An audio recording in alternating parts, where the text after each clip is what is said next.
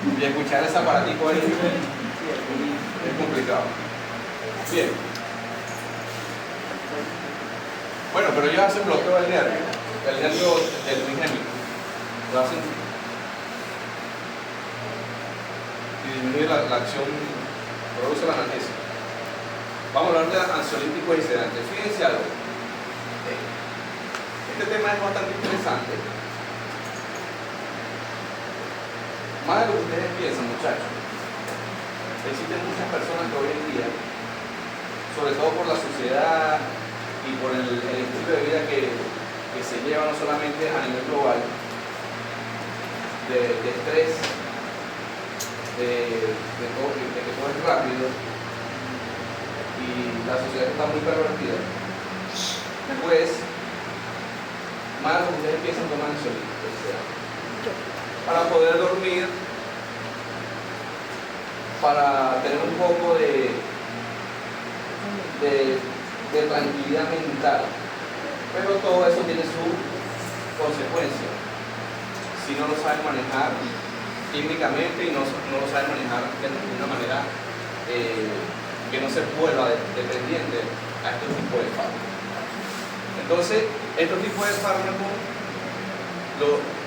se indican para las personas que tienen una ansiedad patológica, insomnio, estrés crónico.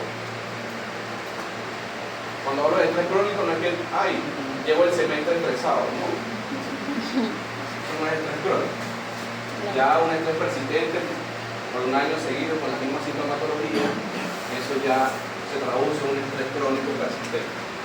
Entonces, existen soluciones terapéuticas que la ciencia le da a la humanidad para poder, digamos, que el paciente tenga calidad de vida. Pero si no se sabe utilizar esa de una manera responsable, tanto el médico que lo indica, tanto para el paciente que también tiene que tener un alto grado de conciencia, lamentablemente estos fármacos se vuelven los enemigos número uno de esa persona.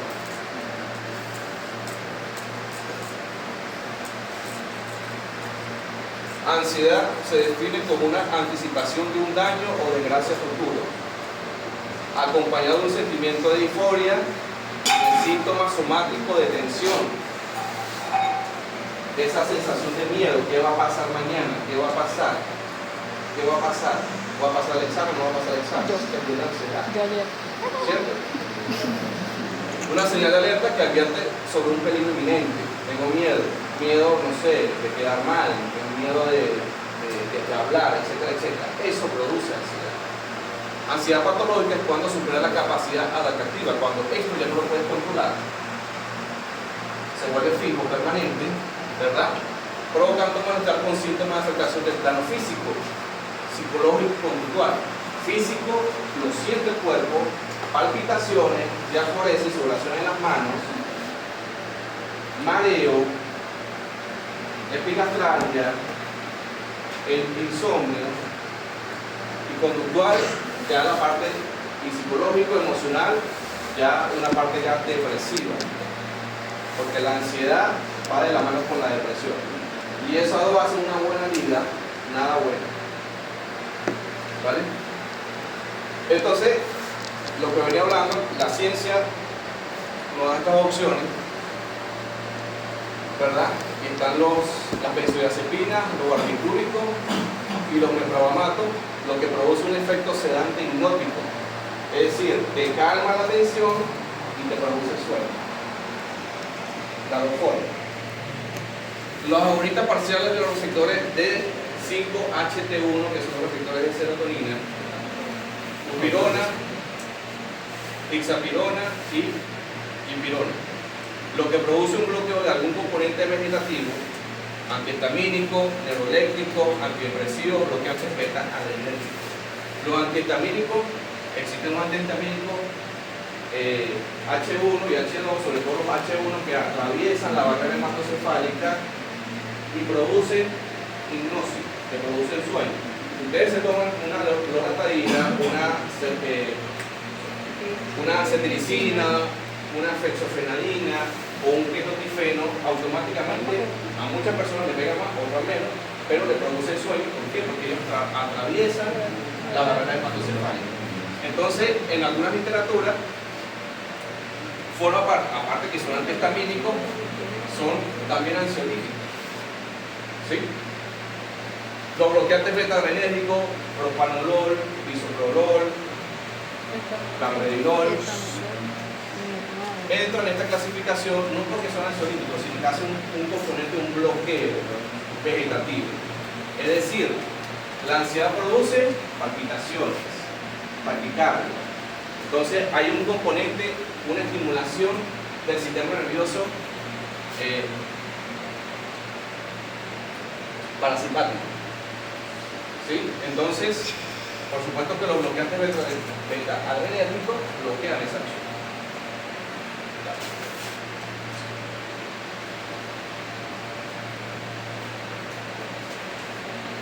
Vamos a hablar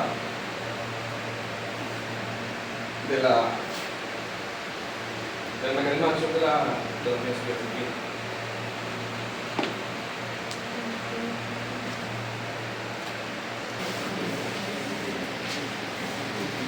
O sea que no me entendieron cuando hablamos en la primera clase de la síntesis y segregación del GABA.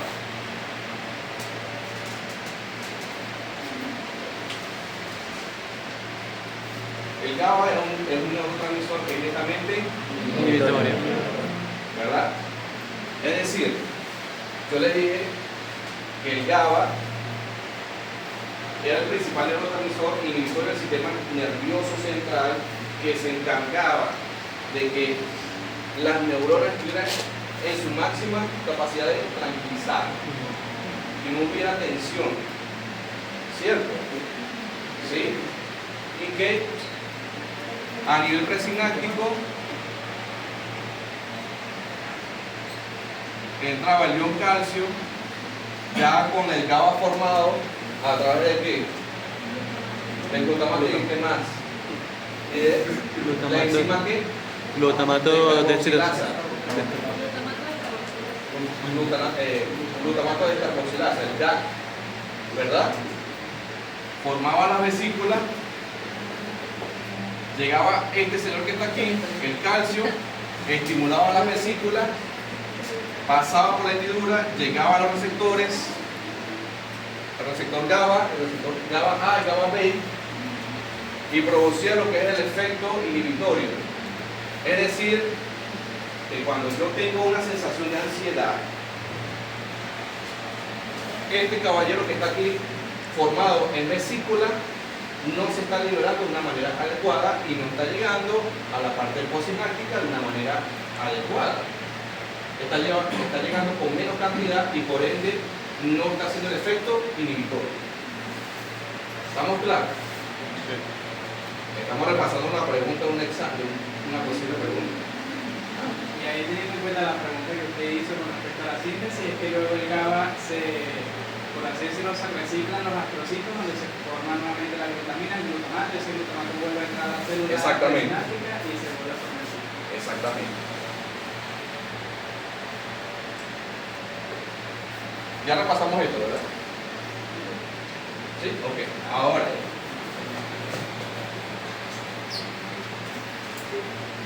¿qué hacen estos fármacos? Simulan el efecto del GABA. Lo simulan y potencian la acción del GABA.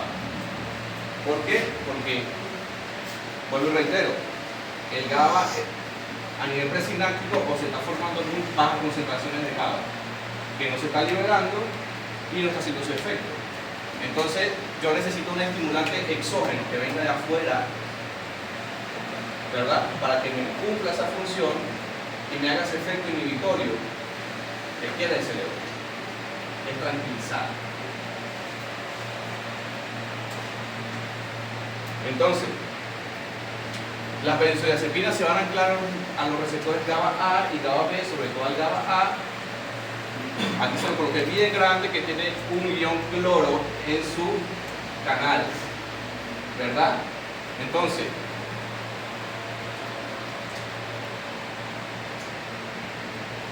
las benzodiazepinas van a llegar y se van a anclar a este receptor estimulando el ion cloro y haciendo que ese cloro baje a la parte intracelular, exterior es negativo, hiperpolarizando la membrana, colocándola netamente negativa, ¿verdad? Entonces se arrastra todo el GABA y se arrastra la molécula de la benzodiazepina, llámese lorazepam, llámese diazepam, llámese alprazolam, etcétera, etcétera. ¿Sí? Por supuesto va a haber negatividad, un exceso de iones negativos producto de este señor que está aquí, el cloro, hiperpolarizando la membrana. ¿Estamos claros?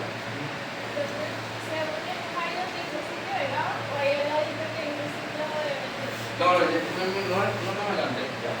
Vamos poco a poco. No mire esto todavía, esto no lo mire. Olvídese eso, ya, eso más adelante. No lo confundamos. Entonces, produce lo que es la hiperpolarización de la membrana. Si yo les digo el mecanismo de acción del lorazepam, ¿qué ustedes colocarían o qué? No sé, ¿cómo lo entenderían?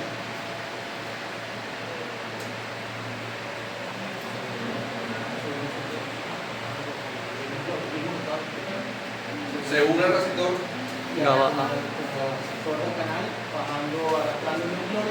aperturando los iones de cloro, produciendo la hiperpolarización, estimulando las concentraciones inhibitorias del GABA. ¿Sí? Dale clic. De acción corta, notizalam, midazolam, triazolam. De acción intermedia, alprazolam, bromazepam, flunitrazepam, ketazolam, lorazepam, normetazepam, nitrazepam, oxazepam y temazepam. Acción larga, clobazam, clorazepato, clordiazepoxodio y diazepam, flurazepam, diazepam y nordiazepam. Un trabalero.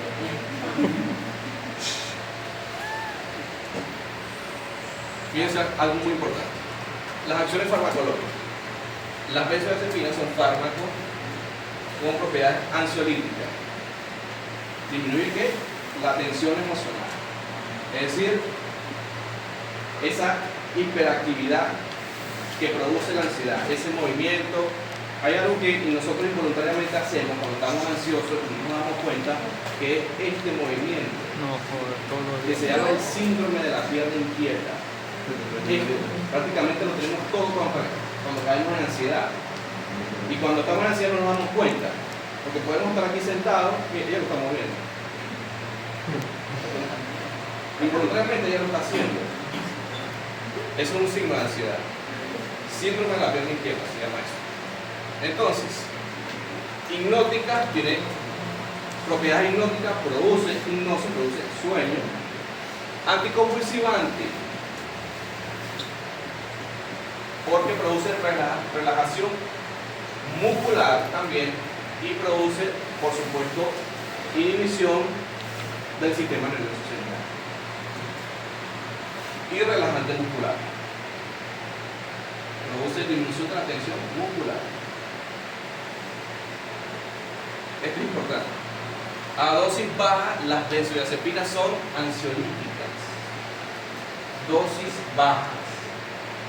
Por eso es que es muy importante estudiar la presentación de los miligramos. Porque usted va a determinar ahí si le está colocando una dosis baja para la ansiólisis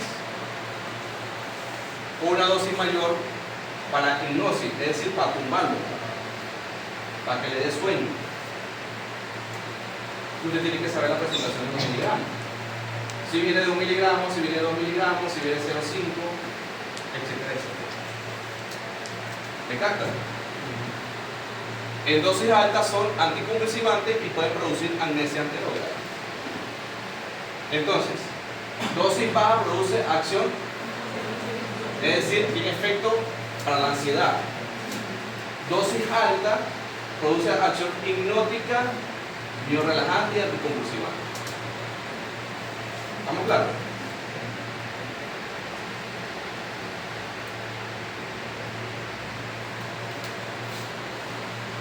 Esto es lo que Hablé anteriormente, acciones farmacológicas. La acción ansiolítica produce una disminución del sistema nervioso central, ¿verdad? Producto de un aumento de las concentraciones inhibitorias, ¿verdad? Acción relajante muscular produce una flacidez muscular. Por eso que se indica también, a veces se manda un toquecito de benzodiazepina para algunas contracturas musculares. Acción anticonvulsivante y acción hipnótica, como produce negatividad a nivel postsináptico.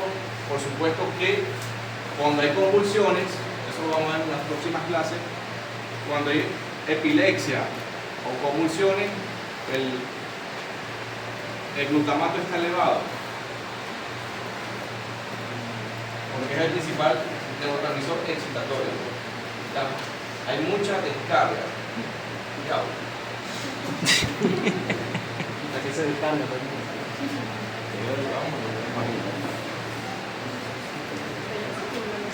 Entonces,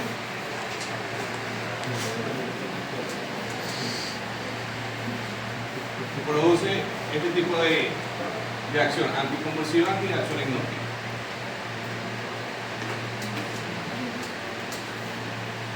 Este cuadro es demasiado importante. Demasiado importante este cuadrito. Midazolam, su efecto es, su potencia es alta, su inicio de acción es intermedio y su uso clínico es hipnótico, es decir, para sueño. Pero eso no quiere decir que no sirva para la ansiedad, porque yo puedo mandar un midazolam a dosis bajas y me produce una acción ansiolítica. ¿Me están entendiendo? Lorazepam, potencia alta, su inicio de acción es intermedio y su uso clínico es ansiolítico. Pero eso no quiere decir que sea solamente para la ansiedad. Yo puedo aumentar la dosis y puedo tener un efecto hipnótico. Okay. ¿Me entienden? Exactamente, dime.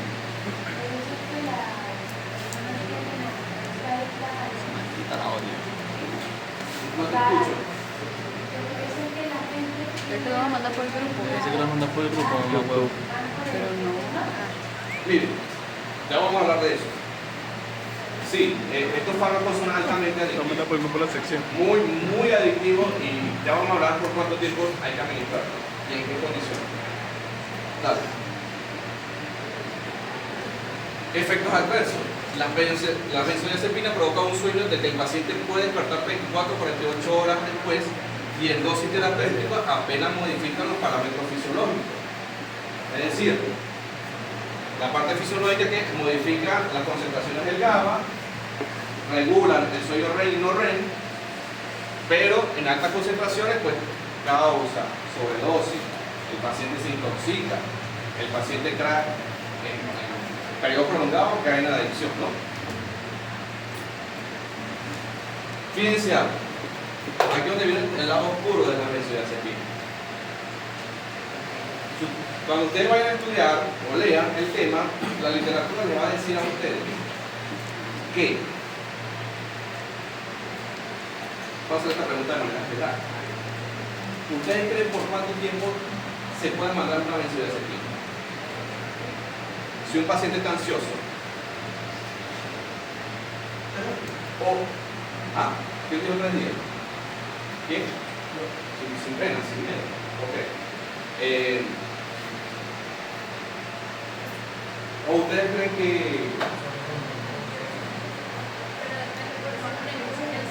ya, ahí donde voy? Claro, porque si ¿Ustedes creen que porque tienen 2 noches sin dormir ustedes van a tomar benzodiazepina? O porque están estresados por una situación particular, cotidiano de la vida, me estreso porque, no sé, quiero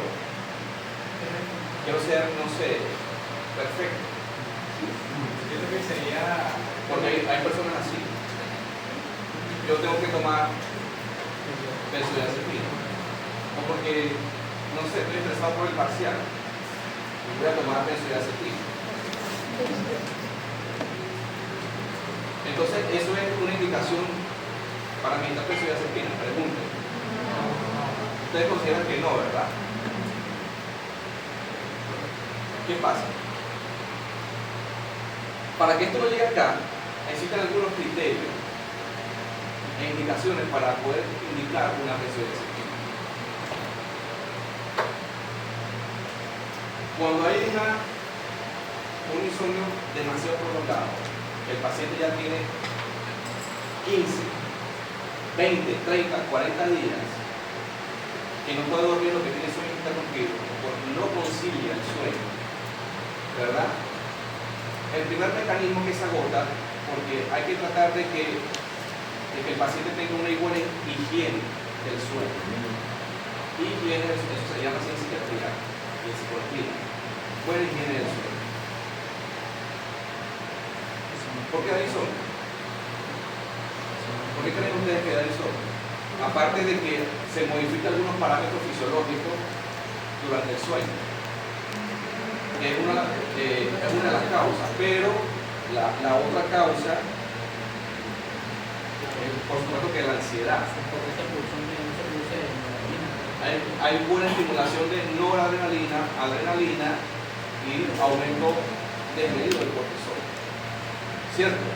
Que esas catecolaminas se elevan por algo, porque el cerebro está hiperactivo, porque hay mucho sobrepensamiento, porque cuando la persona se acuesta y pone su cabeza en la almohada, comienza la pensadera, la hiperactividad cerebral abunda mucho y eso hace que el cerebro esté activo toda la noche y no descanse. Entonces al día siguiente la persona se levanta de mal humor, cansada, se siente que le han dado como una pela. ¿Por qué? Porque no hubo conciliación del sueño durante la noche. Y eso se traduce en un desgaste físico que se ve en la persona. Puede aumentar o perder peso. Sobre todo las mujeres, cuando hay mucho estrés elevado, tienden a perder hay mucha pérdida de cabello. No, bueno, Crónico, que quieran salir de esa adicción, por supuesto, cuando hacen la introducción de la alcoholemia, generan síndrome de abstinencia. Entonces, para calmar ese síndrome de abstinencia, se indica benzodiazepina. ¿Sí?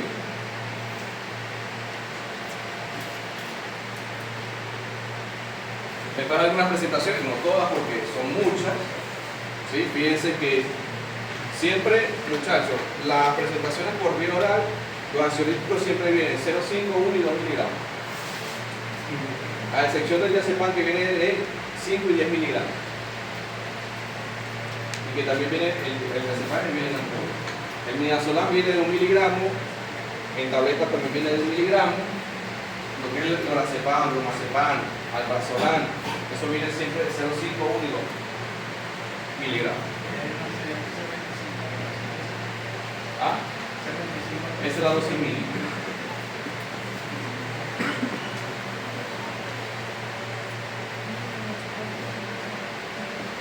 Otros ansiolíticos. Buspirona, fármaco distinto a la benzodiazepina, que son agonistas parciales del receptor de serotonina, 5-HT1. Bloqueantes del sistema nervioso autónomo como la sertralina, la fluoxetina y bloqueantes beta-adrenérgicos como el propanolol, que es el beta-adrenérgico. ¿Vale?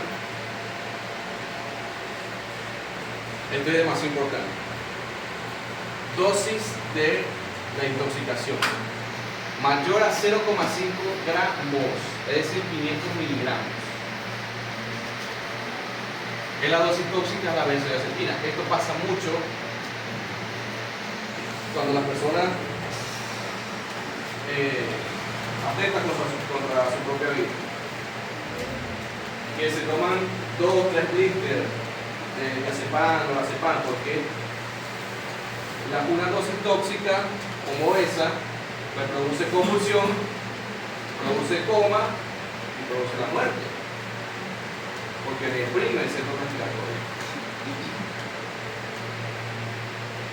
Entonces, si hay una intoxicación por benzodiazepina y está en emergencia, pues por supuesto hay que actuar, ¿verdad?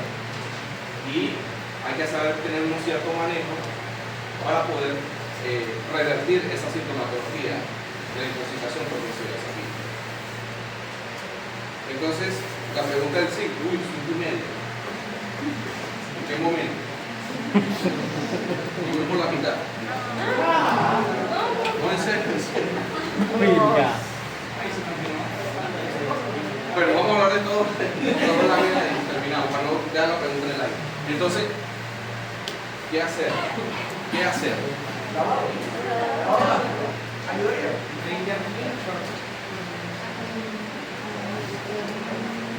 Primero que nada, la anamnesis. ¿Por qué la anamnesis? Si un paciente está intoxicado con benzodiazepina, probablemente no está consciente. Probablemente lo lleven al hospital, algún familiar, algún conocido, el amigo, el novio, novia, esposa. ¿Cierto? Y entonces usted tiene que agarrar a esa persona que lo llevó al hospital y preguntarle si toma algún tipo de medicamento para la depresión. Hay que decirle así, porque si usted dice, él toma benzodiazepina, no le va a entender. No le va a entender. Toma algo para la tristeza, porque hay que hablar así. O para la depresión, etcétera, etcétera. Entonces, por ahí más o menos usted comienza a indagar. Si el paciente está intoxicado o no está intoxicado. Y si él es epiléptico, porque la benzodiazepina se utiliza para la epilepsia también, ¿verdad? Si tiene alguna patología psiquiátrica, esquizofrénico, que puede ser también, ¿sí? O si consume algún tipo de sustancia, si es alcohólico, consume cannabis, consume cocaína, metanfetamina, etcétera, etcétera.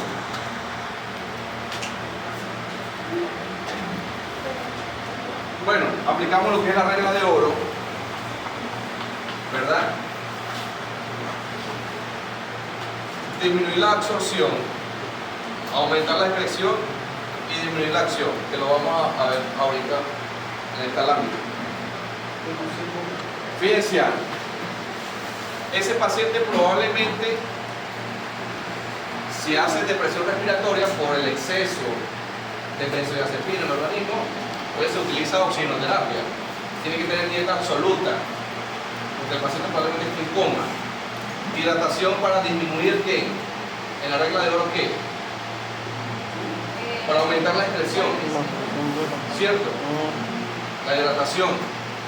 Lavado gástrico si está un periodo de ventana de menos de una hora, porque si ya pasó la hora, ese fármaco ya se metabolizó, ya se reabsorbió, ya hizo el efecto que tiene que hacer y el lavado gástrico ya no va a servir, ¿verdad?